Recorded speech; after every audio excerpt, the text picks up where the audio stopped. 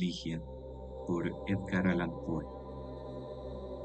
A manera de introducción, bueno, la siguiente sería la primera narración de una serie que planteo hacer, que sería, su nombre sería, en comillas, Romanticismo Oscuro.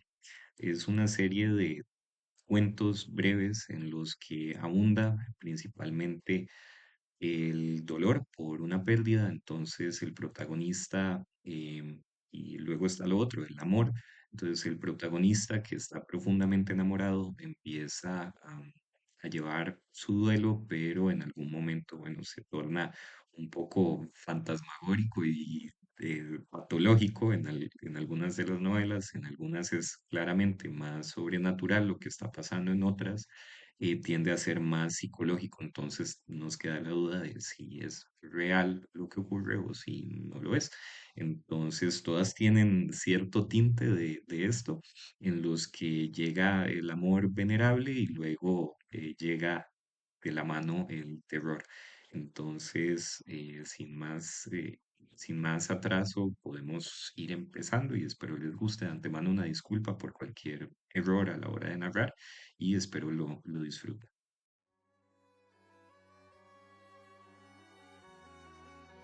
Y allí dentro está la voluntad que no muere. ¿Quién conoce los misterios de la voluntad y su fuerza? Pues Dios no es sino una gran voluntad que penetra las cosas todas por obra de su intensidad. El hombre no se doblega a los ángeles, ni cede por entero a la muerte, como no sea por la flaqueza de su débil voluntad. Joseph Glenville. Juro por mi alma que no puedo recordar cómo, cuándo, ni siquiera dónde conocí a Lady Ligia. Largos años han transcurrido desde entonces y el sufrimiento ha debilitado mi memoria. O quizá no puedo rememorar ahora aquellas cosas porque, a decir verdad, el carácter de mi amada, su raro saber, su belleza singular y, sin embargo, plácida, y la penetrante y cautivadora elocuencia de su voz profunda y musical se abrieron camino en mi corazón con pasos tan constantes, tan cautelosos, que me pasaron inadvertidos e ignorados. No obstante, creo haberla conocido y visto las más de las veces en una vasta, ruinosa ciudad cerca del Rin.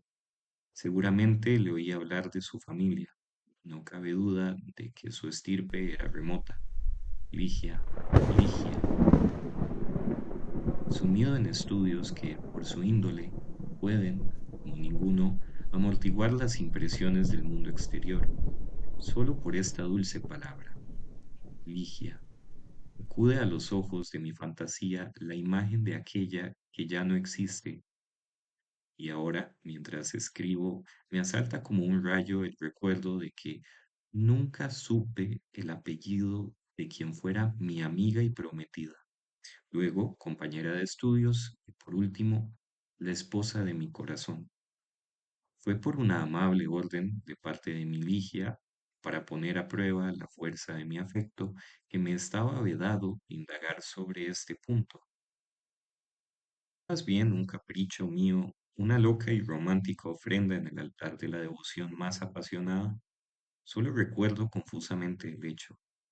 Es de extrañarse que haya olvidado por completo las circunstancias que lo originaron y lo acompañaron. Y en verdad, si alguna vez ese espíritu al que llaman romance, si alguna vez la pálida Stofet del Egipto idólatra, con sus alas tenebrosas, han presidido, como dicen, los matrimonios fatídicos, seguramente presidieron el mío, punto muy caro en el cual, sin embargo, mi memoria no falla, es la persona de Ligia. Era de alta estatura, un poco delgada, y en sus últimos tiempos casi descarnada. Sería vano intentar la descripción de su majestad, la tranquila soltura de su porte o la inconcebible ligereza y la elasticidad de su paso. Entraba y salía como una sombra. Nunca advertía yo su aparición en mi cerrado gabinete de trabajo de no ser por la amada música de su voz dulce, profunda, cuando posaba su mano marmórea sobre mi hombro. Ninguna mujer igualó la belleza de su rostro. Era el esplendor de un sueño de opio, una visión aérea y arrebatadora, más extrañamente divina que las fantasías que revoloteaban en las almas adormecidas de las hijas de Delos. Sin embargo, sus facciones no tenían esa regularidad que falsamente nos han enseñado a adorar en las obras clásicas del paganismo. No hay belleza exquisita, de Bacon, Lord Verulam, refiriéndose con justeza a todas las formas y genera de la hermosura, sin algo de extraño en las proporciones. No obstante, aunque yo veía que las facciones de Ligia no eran de una regularidad clásica, aunque sentía que su hermosura era, en verdad, exquisita, y percibía mucho de extraño en ella, en vano intenté descubrir la irregularidad y rastrear el origen de mi percepción de lo extraño. Examiné el contorno de su frente alta, pálida, era impecable.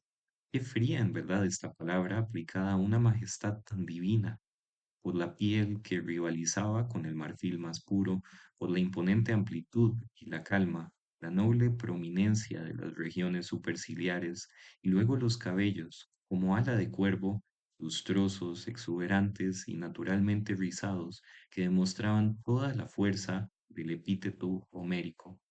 Caballera de Jacinto. Miraba el delicado diseño de la nariz y solo en los graciosos medallones de los hebreos he visto una perfección semejante. Tenía la misma superficie plena y suave, la misma tendencia casi imperceptible a ser aguileña, las mismas aletas armoniosamente curvas que revelaban un espíritu libre. Contemplaba la dulce boca. Allí estaba en verdad el triunfo de todas las cosas celestiales, la magnífica sinuosidad del breve labio superior, la suave, voluptuosa calma del inferior, los hoyuelos juguetones y el color expresivo, los dientes que reflejaban con un brillo casi sorprendente los rayos de la luz bendita que caían sobre ellos en la más serena y plácida, y sin embargo radiante, triunfal de todas las sonrisas. Analizaba la forma del mentón y también aquí encontraba la noble amplitud, la suavidad y la majestad, la plenitud y la espiritualidad de los griegos, el contorno que el dios Apolo reveló tan solo en sueños a Cleómenes, el hijo del ateniense. Y entonces me asomaba a los grandes ojos de Ligia. Para los ojos no tenemos modelos en la remota antigüedad. Quizá fuera también que en los de mi amada yacía el secreto al cual alude Lord Verulam. Eran, creo, más grandes que los ojos comunes de nuestra raza, más de los de las gacelas de la tribu del valle de Nurjahat, pero solo por instantes, en los momentos de intensa excitación, se hacía más notable esta peculiaridad de Ligia. Y en tales ocasiones su belleza, quizá la veía así mi imaginación ferviente, era la de los seres que están por encima o fuera de la tierra, la belleza de la fabulosa Uri de los turcos. Los ojos eran del negro más brillante, velados por oscuras y largas pestañas. Las cejas, de diseño levemente irregular, eran del mismo color. Sin embargo, lo extraño que encontraba en sus ojos era independiente de su forma, del color, del brillo y debía atribuirse, al cabo, a la expresión. Ah, palabra sin sentido tras cuya vasta latitud de simple sonido se atrinchera nuestra ignorancia de lo espiritual. La expresión de los ojos de Ligia. ¿Cuántas horas medité sobre ella? ¿Cuántas noches de verano luché por sondearla? ¿Qué era aquello más profundo que el pozo de Demócrito que yacía en el fondo de las pupilas de mi amada? ¿Qué era? Y me poseía la pasión de descubrirlo. Aquellos ojos, aquellas grandes, aquellas brillantes, aquellas divinas pupilas, llegaron a ser para mí las estrellas gemelas de Leda, y yo era para ellas el más fervoroso de los astrólogos. No hay, entre las muchas anomalías incomprensibles de la ciencia psicológica, punto más atrayente, más excitante que el hecho, nunca, creo, mencionado por las escuelas, de que en nuestros intentos por traer a la memoria algo largo tiempo olvidado, con frecuencia llegamos a encontrarlos al borde mismo del recuerdo, sin poder al fin asirlo. Y cuántas veces en mi intenso examen de los ojos de Ligia sentí que me acercaba al conocimiento cabal de su expresión, me acercaba, aún no era mío, y al fin desaparecía por completo. Y extraño, el más extraño de los misterios, encontraba en los objetos más comunes del universo un círculo de analogías con esa expresión. Quiero decir que después del periodo en que la belleza de Ligia penetró en mi espíritu, donde moraba como en un altar, yo extraía de muchos objetos del mundo material un sentimiento semejante al que provocaban dentro de mí sus grandes y luminosas pupilas. Pero no por ello puedo definir mejor ese sentimiento, ni analizarlo, ni siquiera percibirlo con calma. Lo he reconocido a veces, repito, en una viña que crecía rápidamente, en la contemplación de una falena, de una mariposa, de una crisálida, de un veloz curso de agua. Lo he sentido en el océano, en la caída de un meteoro, lo he sentido en la mirada de gentes muy viejas, y hay una o dos estrellas en el cielo, especialmente una de sexta magnitud, doble y cambiante, que puede verse cerca de la gran estrella de Lira, que, miradas con el telescopio, me han inspirado el mismo sentimiento. Me ha colmado al escuchar ciertos sones de instrumentos de cuerda y no pocas veces al leer pasajes de determinados libros. Entre innumerables ejemplos, recuerdo bien algo de un volumen de Joseph Glanville que, quizás simplemente por lo insólito, quién sabe, nunca ha dejado de inspirarme ese sentimiento. Y allí dentro está la voluntad que no muere. ¿Quién conoce los misterios de la voluntad y su fuerza? Pues Dios no es sino una gran voluntad que penetra las cosas todas por obra de su intensidad. El hombre no se doblega a los ángeles, ni cede por entero a la muerte, como no sea por la flaqueza de su débil voluntad. Los años transcurridos y las reflexiones consiguientes me han permitido rastrear cierta remota conexión entre este pasaje del moralista inglés y un aspecto del carácter de Ligia. La intensidad del pensamiento, de acción, de palabra, era posiblemente en ella un resultado, o por lo menos un índice, de esa gigantesca voluntad que durante nuestras largas relaciones no dejó de dar otras pruebas más numerosas y evidentes de su existencia.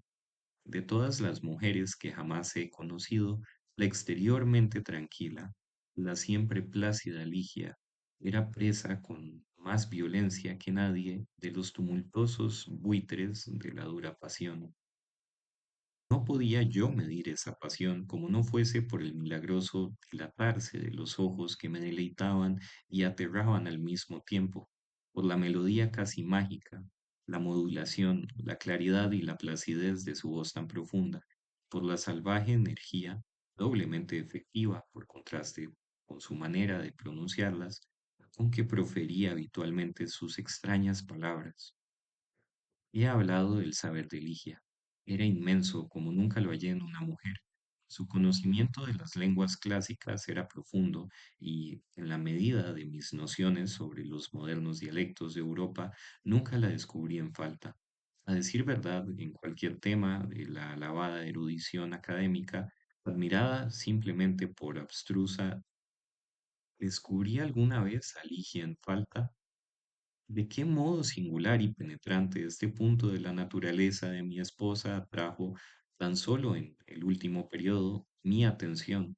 Dije que sus conocimientos eran tales que jamás los hallé en otra mujer. Pero ¿dónde está el hombre que ha cruzado con éxito toda la amplia extensión de las ciencias morales, físicas y metafísicas? No vi entonces lo que ahora advierto claramente, que las inquisiciones de Ligia eran gigantescas, eran asombrosas. Sin embargo, tenía suficiente conciencia de su infinita superioridad para someterme con infantil confianza a su guía en el caótico mundo de la investigación metafísica, a la cual me entregué activamente durante los primeros años de nuestro matrimonio.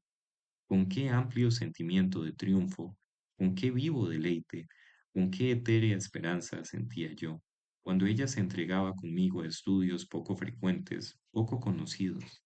Esa deliciosa perspectiva que se agrandaba en lenta gradación ante mí, larga y magnífica senda no hollada podía al fin alcanzar la meta de una sabiduría demasiado premiosa, demasiado divina para no ser prohibida. Sí, con qué punzante dolor habré visto, después de algunos años, emprender vuelo a mis bien fundadas esperanzas y desaparecer. Sin Ligia era yo un niño a tientas en la oscuridad. Solo su presencia, sus lecturas podían arrojar vívida luz sobre los muchos misterios del trascendentalismo en los cuales vivíamos inmersos. Privadas del radiante brillo de sus ojos, esas páginas, leves y doradas, tornáronse más opacas que el plomo saturnino, y aquellos ojos brillaron cada vez con menos frecuencia sobre las páginas que yo escrutaba. Ligia cayó enferma. Los extraños ojos brillaron con un fulgor demasiado, demasiado magnífico. Los pálidos dedos adquirieron la transparencia cerúlea de la tumba y las venas azules de su alta frente latieron impetuosamente en las alternativas de la más ligera emoción. Vi que iba a morir y luché desesperadamente en espíritu con el torvo Azrael, y las luchas de la apasionada esposa eran, para mi asombro, aún más enérgicas que las mías. Muchos rasgos de su adusto carácter me habían convencido de que para ella la muerte llegaría sin sus terrores, pero no fue así. Las palabras son impotentes para dar una idea de la fiera resistencia que opuso a la sombra. Gemida angustia ante el lamentable espectáculo. Yo hubiera querido calmarme, hubiera querido razonar, pero en la intensidad de su salvaje deseo de vivir, vivir, solo vivir, el consuelo y la razón eran el colmo de la locura. Sin embargo, hasta el último momento en las convulsiones más violentas de su espíritu indómito, no se conmovió la placidez exterior de su actitud. Su voz se tornó más suave, más profunda, pero yo no quería demorarme en el extraño significado de las palabras pronunciadas con calma. Mi mente vacilaba al escuchar, fascinada, una melodía sobrehumana, conjeturas y aspiraciones que la humanidad no había conocido hasta entonces. De su amor no podía dudar y me era fácil comprender que en un pecho como el suyo el amor no reinaba como una pasión ordinaria, pero solo en la muerte me di toda la fuerza de su afecto. Durante largas horas, reteniendo mi mano, desplegaba ante mí los excesos de un corazón cuya devoción más que apasionada llegaba a la idolatría. ¿Cómo había merecido yo la bendición de semejantes confesiones? ¿Cómo había merecido la condena de que mi amada me fuese arrebatada en el momento en que me las hacía? Pero no puedo soportar el extenderme sobre este punto.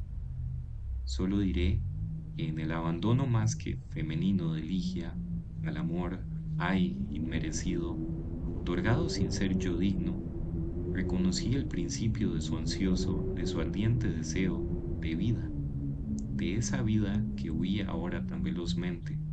Soy incapaz de describir, no tengo palabras para expresar esa ansia salvaje y esa anhelante vehemencia de vivir, solo vivir. A medianoche en que murió, me llamó perentoriamente a su lado, pidiéndome que repitiera ciertos versos que había compuesto pocos días antes. La obedecí. Helos aquí. Vedla. Es noche de gala. En los últimos años solitarios, la multitud de ángeles alados, con sus velos en lágrimas bañados, son un público de un teatro que contempla un drama de esperanzas y temores, mientras toca la orquesta indefinida, la música sin fin de las esferas. Imágenes del Dios que está en lo alto, allí los mismos gruñen y mascullan, corren aquí y allá y los apremian vastas cosas informes que el escenario alteran de continuo, vertiendo de sus alas desplegadas un invisible, largo sufrimiento. Este múltiple drama ya jamás, jamás será olvidado, con su fantasma siempre perseguido por una multitud que no lo alcanza, en un círculo siempre de retorno al lugar primitivo, y mucho de locura, y más pecado, y más horror, el alma de la intriga. Ved, entre los últimos en tumulto, una forma replante se insinúa, roja como la sangre se retuerce, en la escena desnuda, se retuerce y retuerce, y en tormentos los mismos son su presa, y sus fauces destilan sangre humana, y los ángeles lloran. Apáganse las luces, todas, todas. De cada forma estremecida cae el telón, cortina funeraria, con fragor de tormenta, y los ángeles pálidos y exangües, ya de pie, ya sin velos, manifiestan que el drama es del hombre, y que es su héroe el vencedor gusano. Oh Dios, gritó Casiligia, incorporándose de un salto y tendiendo sus brazos al cielo con un movimiento espasmódico, al terminar yo estos versos. Oh Dios, oh Padre Celestial, estas cosas ocurrirán irremisiblemente. El vencedor no será alguna vez vencido. ¿No somos una parte, una parcela de ti? ¿Quién? ¿Quién conoce los misterios de la voluntad y su fuerza? El hombre no se doblega a los ángeles, ni cede por entero a la muerte, como no sea por la flaqueza de su débil voluntad.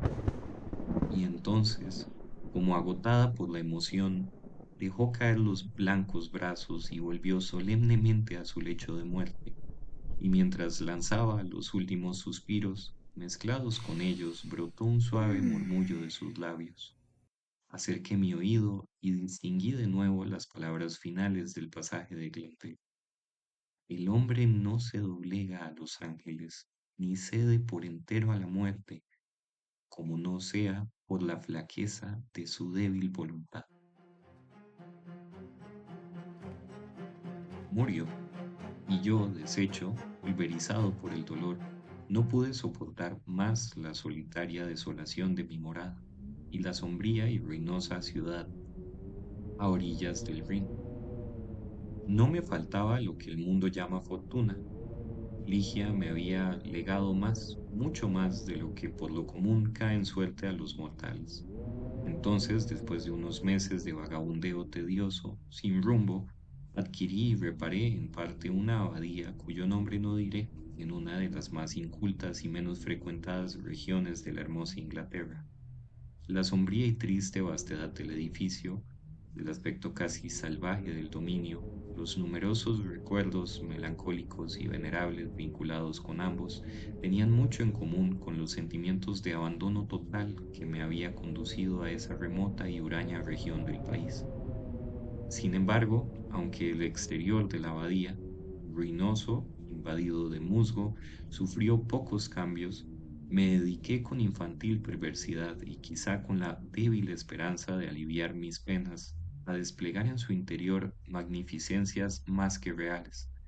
Siempre, aun en la infancia, había sentido gusto por esas extravagancias y ahora volvieron como una compensación del dolor.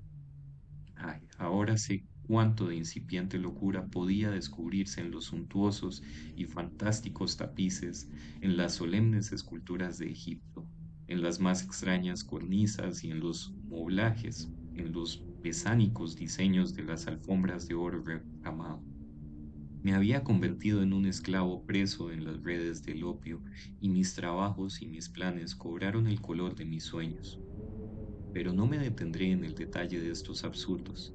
Hablaré tan solo de ese aposento por siempre maldito, donde en un momento de enajenación conduje al altar, como sucesora de la inolvidable Ligia, a Lady Rowena Trevarion de Tremaine, la de rubios cabellos y ojos azules. No hay una sola partícula de la arquitectura y la decoración de aquella cámara nupcial que no se presente ahora ante mis ojos. ¿Dónde tenía el corazón la altiva familia de la novia para permitir, movida por su sed de oro, que una doncella, una hija tan querida, pasara el umbral de un aposento tan adornado? He dicho que recuerdo minuciosamente los detalles de la cámara, yo que tristemente olvido cosas de profunda importancia, y sin embargo no había orden, No había armonía en aquel lujo fantástico que se impusieran a mi memoria. La habitación estaba en una alta terracilla de la abadía fortificada. Era de forma pentagonal y de vastas dimensiones. Ocupaba todo el lado sur del pentágono la única ventana, un inmenso cristal de Venecia de una sola pieza y de matiz plomizo, de suerte que los rayos de sol o de la luna, al atravesarlo, caían con brillo horrible sobre los objetos. En lo alto de la inmensa ventana se extendía el enrejado de una añosa vid que trepaba por los macizos muros de la torre. De sombrío roble era altísimo, abovedado y decorosamente decorado con los motivos más extraños, más grotescos, de un estilo semigótico, semidruídico. Del centro mismo de esa melancólica bóveda colgaba, de una sola cadena de oro de largos eslabones, un inmenso incensario del mismo metal, en estilo sarraceno, con múltiples perforaciones dispuestas de tal manera que a través de ellas, como dotadas de la vitalidad de una serpiente, veíanse las contorsiones continuas de llamas multicolores. Y algunas otomanas y candelabros de oro de forma oriental, y también el lecho nupcial, de modelo indio, bajo, esculpido en ébano macizo, con baldaquino como una colgadura fúnebre. En cada uno de los ángulos del aposento había un gigantesco sarcófago de granito negro proveniente de las tumbas reales erigidas frente a Luxor, con sus antiguas tapas cubiertas de inmemoriales relieves.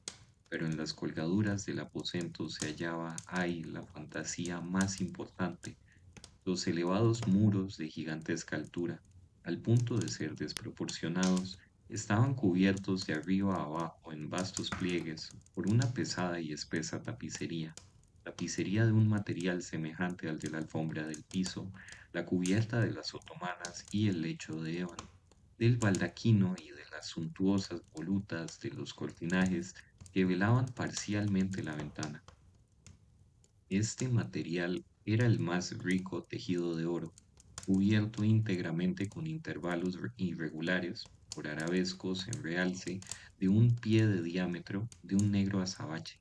Pero estas figuras solo participaban de la condición de arabescos cuando se las miraba desde un determinado ángulo, por un procedimiento hoy común, que puede en verdad rastrearse en periodos muy remotos de la antigüedad.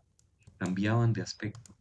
Para el que entraba en la habitación tenían la apariencia de simples monstruosidades, pero al acercarse, esta apariencia desaparecía gradualmente y paso a paso, a medida que el visitante cambiaba de posición en el recinto, se veía rodeado por una infinita serie de formas horribles, pertenecientes a la superstición de los normandos o nacidas en los sueños culpables de los monjes. El efecto fantasmagórico era grandemente intensificado por la introducción artificial de una fuerte y continua corriente de aire detrás de los tapices, la cual daba una horrenda e inquietante animación al conjunto. Entre esos muros, en esa cámara nupcial, pasé con Lady de Tremaine las impías horas del primer mes de nuestro matrimonio, y las pasé sin demasiada inquietud. Que mi esposa temiera la índole hosca de mi carácter, que me huyera y me amara muy poco. No podía yo pasarlo por alto, pero me causaba más placer que otra cosa. Mi memoria volaba. Ah, con qué intensa nostalgia hacia Ligia, la amada, la augusta, la hermosa, la enterrada. Mi embriaguez con los recuerdos de su pureza, de su sabiduría, de su naturaleza elevada, etérea, de su amor apasionado, idólatra. Ahora mi espíritu ardía plena y libremente, con más intensidad que el suyo. En la excitación de mis sueños de opio, pues me hallaba habitualmente arrojado por los grilletes de la droga, gritaba su nombre en el silencio de la noche, o durante el día en los sombreados retiros de vallas, como si esa salvaje vehemencia, con la solemne pasión, con el fuego devorador de mi deseo por la desaparecida, pudiera restituirla a la senda que había abandonado. Ah, ¿era posible que fuese para siempre en la tierra? Comenzar el segundo mes de nuestro matrimonio, Lady Rowena cayó súbitamente enferma y se repuso lentamente. La fiebre que la consumía perturbaba sus noches y en su inquieto semisueño hablaba de sonidos, de movimientos que se producían en la cámara de la torre, cuyo origen atribuía a los extravíos de su imaginación o quizá a la fantasmagórica influencia de la cámara misma. Llegó al fin la convalecencia y por último el restablecimiento total. Sin embargo, había transcurrido un breve periodo cuando un segundo trastorno más violento la arrojó a su lecho de dolor, y de este ataque su constitución, que siempre fuera débil, nunca se repuso del todo. Su mal, desde entonces, tuvo un carácter alarmante y una recurrencia que lo era aún más y desafiaba el conocimiento y los grandes esfuerzos de los médicos. Con la intensificación de su mal crónico, el cual parecía haber invadido de tal modo su constitución que era imposible desarraigarlo por medios humanos, no pude menos que observar un aumento similar en su irritabilidad nerviosa y en su excitabilidad para el miedo motivado por causas triviales. De nuevo hablaba, y ahora con más frecuencia e insistencia, de los sonidos, de los leves sonidos y de los movimientos insólitos en las colgaduras, a los cuales aludiera en un comienzo. Una noche, próximo el fin de septiembre, impuso a mi atención este penoso tema con más insistencia que de costumbre. Acababa de despertar de un sueño inquieto. Yo había estado observando con un sentimiento en parte de ansiedad, en parte de vago terror, los gestos de su semblante descarnado. Me senté junto a su lecho de ébano en una de las otomanas de la India. Se incorporó a medias y habló con un susurro ansioso, bajo, de los sonidos que estaba oyendo, y yo no podía oír, de los movimientos que estaba viendo, y yo no podía percibir. El viento corría velozmente detrás de los tapices.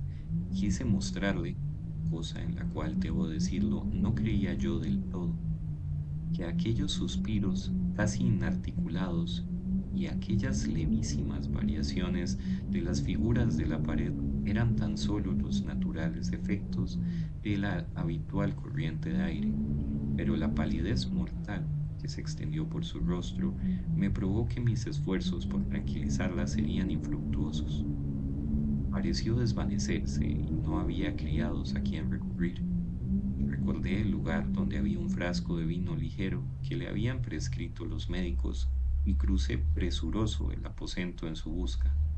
Pero al llegar bajo la luz del incesario, dos circunstancias de índole sorprendente llamaron mi atención. Sentí que un objeto palpable, aunque invisible, rozaba levemente mi persona, y vi que en la alfombra dorada, en el centro mismo del rico esplendor que arrojaba el incensario, había una persona, una sombra leve, indefinida, de aspecto angélico, como cabe imaginar la sombra de una sombra. Pero yo estaba perturbado por la excitación de una inmoderada dosis de opio. Poco caso hice a estas cosas y no las mencioné a Rowena. Encontré el vino, crucé nuevamente la cámara y llené un vaso que llevé a los labios de la desvanecida. Ya se había recobrado un tanto, sin embargo, y tomó el vaso en sus manos, mientras yo me dejaba caer en la otomana que tenía cerca, con los ojos fijos en su persona. Fue entonces cuando percibí claramente un paso suave en la alfombra, cerca del lecho, y un segundo después, mientras Rowena alzaba la copa de vino hacia sus labios, vi o quizás soñé que veía caer dentro del vaso, como surgida de un invisible surtidor en la atmósfera del aposento, o cuatro grandes gotas de fluido brillante, del color del rubí. Si yo lo vi, no ocurrió lo mismo con Rowena. Bebió el vino sin vacilar y me abstuve de hablarle de una circunstancia que, según pensé, debía considerarse como sugestión de una imaginación excitada, cuya actividad mórbida aumentaba en el terror de mi mujer, el opio y la hora. Sin embargo, no pude dejar de percibir que, inmediatamente después de la caída de las gotas color rubí, se producía una rápida grabación en el mal de mi esposa, de suerte que la tercera noche las manos de sus doncellas la prepararon para la tumba, y la cuatro la pasé solo, con su cuerpo amortajado, en aquella fantástica cámara que la recibiera recién casada. Extrañas visiones engendradas por el opio revoloteaban como sombra delante de mí. Observé con ojos inquietos los sarcófagos en los ángulos de la habitación, las cambiantes figuras de los tapices, las contorsiones de las llamas multicolores en el incensario suspendido. Mis ojos cayeron entonces mientras trataba de recordar las circunstancias de una noche anterior, en el lugar donde, bajo el resplandor del incensario, había visto las débiles huellas de la alfombra, pero ya no estaba allí, y respirando con más libertad, volví la mirada a la pálida y rígida figura tendida en el lecho. Entonces me asaltaron mil recuerdos de Ligia, y cayó sobre mi corazón, con la turbulencia violenta de una marea, todo el indecible dolor con que había mirado su cuerpo amortajado. La noche avanzaba y, con el pecho lleno de amargos pensamientos, cuyo objeto era mi único, mi supremo amor, permanecí contemplando el cuerpo de Rowena.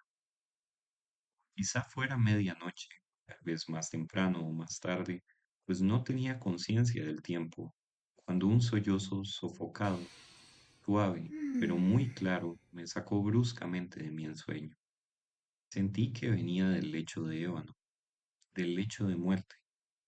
Presté atención en una agonía de terror supersticioso, pero el sonido no se repitió. Esforcé la vista para descubrir algún movimiento del cadáver, mas no advertí nada. Sin embargo, no podía haberme equivocado. Había oído el ruido, aunque débil, y mi espíritu estaba despierto. Mantuve con decisión, con perseverancia, la atención clavada en el cuerpo. Transcurrieron algunos minutos sin que ninguna circunstancia arrojara luz sobre el misterio. Por fin, fue evidente que un color ligero, muy débil y apenas perceptible, se difundía bajo las mejillas y a lo largo de las hundidas venas de los párpados. Con una especie de horror, de espanto indecibles, que no tiene en el lenguaje humano expresión suficientemente enérgica, sentí que mi corazón dejaba de latir y mis miembros se ponían rígidos. Sin embargo, el sentimiento del deber me devolvió la presencia de ánimo. Ya no podía dudar de que nos habíamos apresurado en los preparativos, de que Rowena aún vivía. Era necesario hacer algo inmediatamente, pero la torre estaba muy apartada de las dependencias de la servidumbre. No había nadie cerca. Yo no tenía modo de llamar en mi ayuda sin abandonar la habitación unos minutos y no podía aventurarme a salir. Luché solo, pues, en mi intento de volver a la vida el espíritu aún vacilante, pero al cabo de un breve periodo fue evidente la recaída. El color desapareció de los párpados y de las mejillas, dejándolos más pálidos que el mármol. Los labios estaban doblemente apretados y contraídos en la espectral expresión de la muerte.